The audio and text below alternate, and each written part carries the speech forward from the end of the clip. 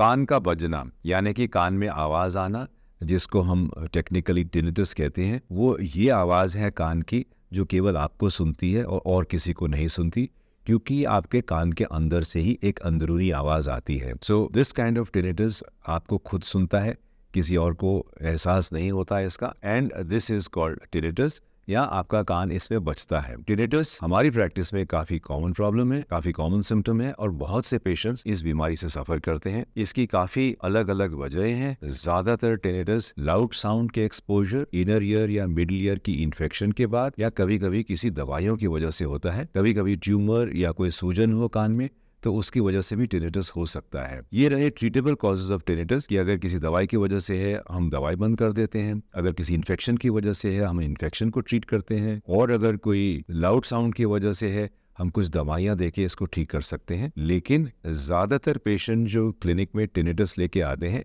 इनकी कोई वजह नहीं होती, और इसको हम इडियोपैथिक टिनिटस कहते हैं।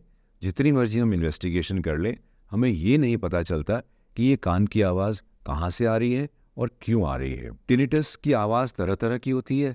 हमिंग साउंड, साउंड ऑफ बीज, ड्रमिंग साउंड, पल्सेटाइल यानी कि जैसे आपकी पल्स चलती है, साउंड ऑफ क्रिकेट्स जैसे कि कोई कीड़ा बज रहा हो। तरह तरह की आवाज़ें कान में आती हैं। इसको हम चेक करके देखते हैं कि किस तरह की आपकी आवाज़ आ रही है। टिनिटस आपको तंग करता है ज़्यादातर जब आप रात को सोने की कोशिश करते हो, क्योंकि दिन भर आउटसाइड साउंड में आपका टिनिटस कम सुनता है और रात की शांति में वो आवाज़ आपको और परेशान करती है। जब आप डॉक्टर के पास जाते हैं हम चेक करते हैं कि ये टिनिटस की कोई वजह है, आपको अच्छी तरह से ENT का चेकअप करते हैं, आपके टेम्पोरोमैंडिबुलर जॉइंट देखते हैं, यूस्टेशियन ट्यूब ब्लॉकेज है कि नहीं उसको चेक करते हैं, ईयर ड्रम को चेक करते हैं, और उसके बाद आपकी ऑडियोमेट्री चेक करके हियरिंग का स्टेटस देखते हैं, और tinnitus matching and tinnitus masking करके देखते हैं किस किस्म का टिनिटस है और कितनी आवाज़ कौन सी फ्रीक्वेंसी में ये टिनिटस बंद हो जाता है। इन सब करने के बाद हम आपका एक टिनिटस हैंडीकैप इंडेक्स भरते हैं। THI भरने से हमको पता चलता है कि आपका टिनिटस आपको कितना परेशान करता है, वेदर योर हैंडीकैप और योर डिसेबिलिटी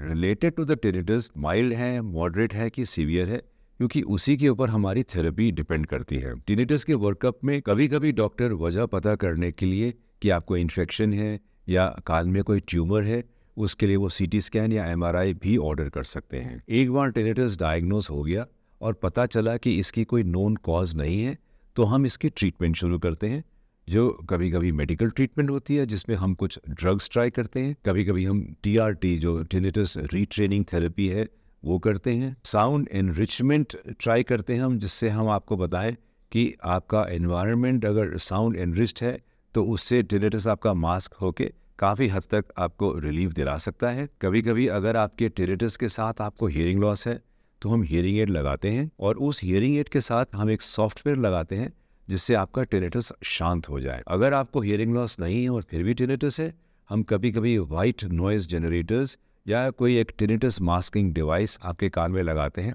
जिससे आपको रिलीफ मिले। कुछ पेशेंट्स में ऐसा होता है कि कोई भी इलाज काम नहीं करता, तो हम CBT या कॉग्निटिव बिहेवियरल थेरेपी एडवाइस करते हैं, जिसमें काउंसलर्स आपके साथ बैठ के आपकी गाइडेंस करते हैं और आपको समझाते हैं कि किस तरह से आप टिनिटस की आवाज़ और न्यूसेंस से बच सकते हो। सो टिनिटस अगर आपको है तो आप निराश ना हो। एक ये कॉम्प्लिकेटेड प्रॉब्लम है, इसमें काफ़ी वर्कअप होता है, लेकिन अगर इसको ठीक तरह से स्टेप लैडर पैटर्न में अगर हम इसको ट्रीट करने की कोशिश करें तो काफ़ी पेशेंट्स को टिनिटस से रिलीफ मिलता है।